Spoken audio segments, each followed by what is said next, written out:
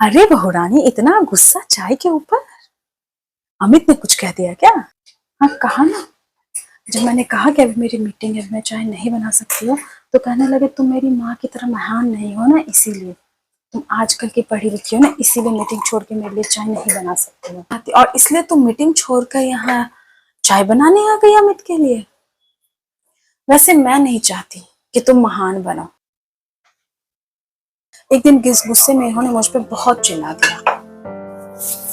मन तो किया कि जवाब दे दे, लेकिन अगर जवाब देती तो बदतमीज कहलाती, इसलिए चुपचाप सब कुछ सुन लिया।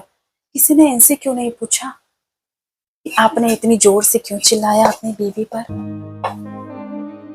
एक बार बहुत तबीयत खराब थी, रात को 3:30 बुखार होते थे।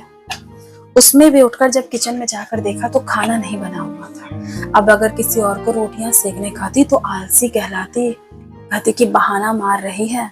सिर चुपचाप गई, 10 रोटियां सेक दी और आके फिर से बिछावन पर लेट गई और मैं महान बन गई। पर मैं नहीं चाहती कि तुम ऐसी महान बनो, तुम खुश बनो।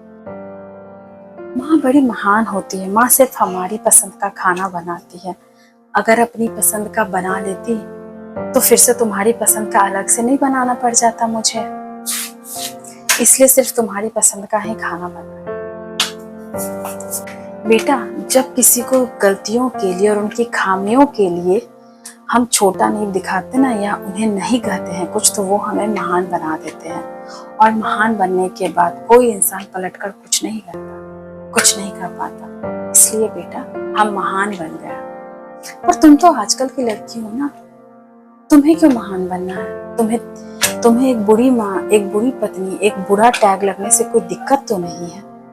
तो तुम महान मत बनो, तुम्हारे पास विकल्प है। तुम खुश बनना चुनो। मैं ये नहीं कह रही कि तुम एक बुरी पत्नी बनो, एक बुरी माँ बनो।